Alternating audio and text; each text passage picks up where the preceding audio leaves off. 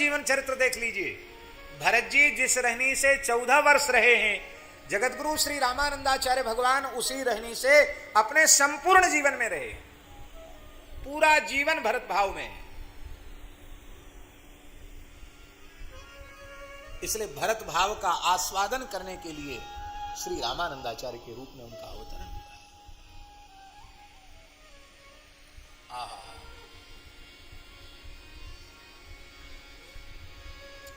अब एक प्रश्न और है, वो प्रश्न ये है कि चलो ठीक,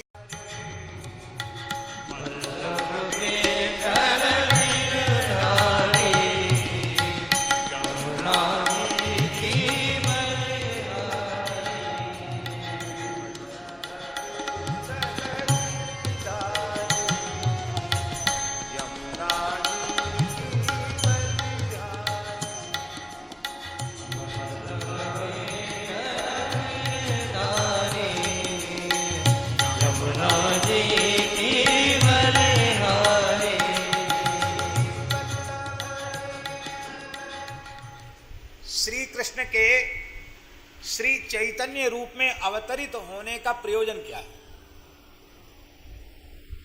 बहुत से प्रयोजन है। अनर्पित जरीब चिराग, ये सब तो है ही है। विशेष प्रयोजन है जो मूल है, वो प्रयोजन है श्री राधा रानी का जो मादनाख्य महाभाव है, उस महाभाव का आस्वादन यही श्रीमन महाप्रभु जी के अवतरण का हेतु है, गौर हरि के अवतरण का हेतु है। क्योंकि श्री राधा रानी का वो जो दिव्य महाभाव है, उसका स्वाद ठाकुर जी कैसे लें। इसलिए श्री जी की अंग कांति को महाप्रभु जी ने स्वीकार किया और उनके भाव को स्वीकार किया।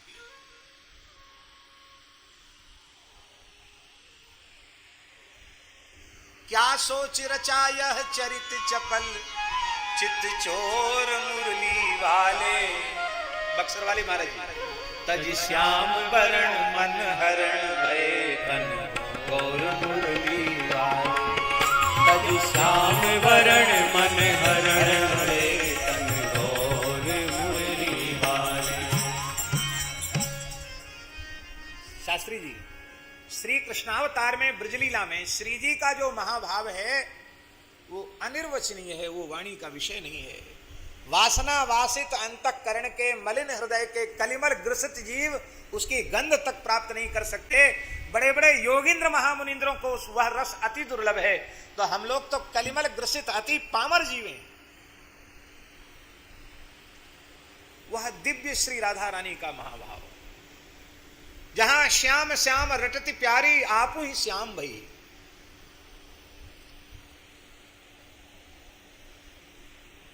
तो श्री जी का जो दिव्य भाव है, उन्माद है, उसके आस्वादन का भाव श्री ठाकुर जी के मन में आया, क्योंकि ब्रज लीला का सर्वोपरि भाव वही है। और श्री रामावतरण की लीला का सर्वोपरि भाव है भरत भाव। कौन सा भाव है?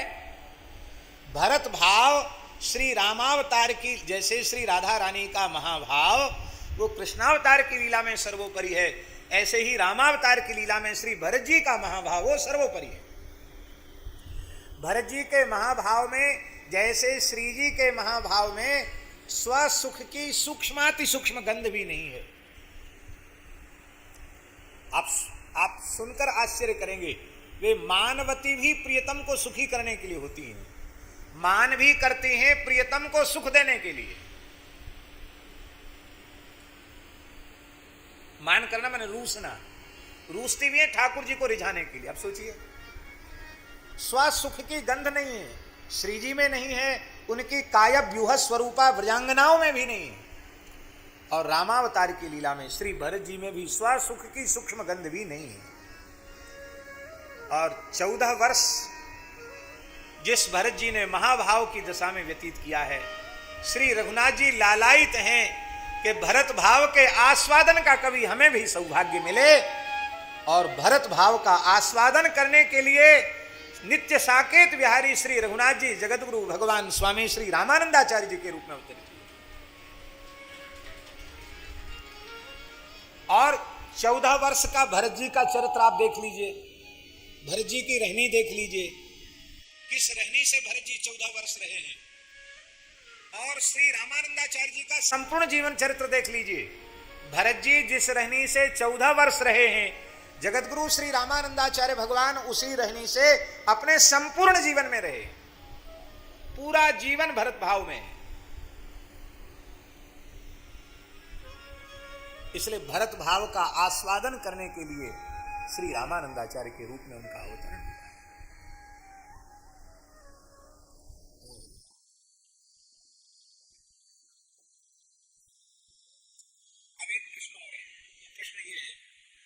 चलो ठीक है, गोस्वामी तुलसीदास जी महाराज भेद नहीं मानते राम जी में और रामानंदाचार्य जी में,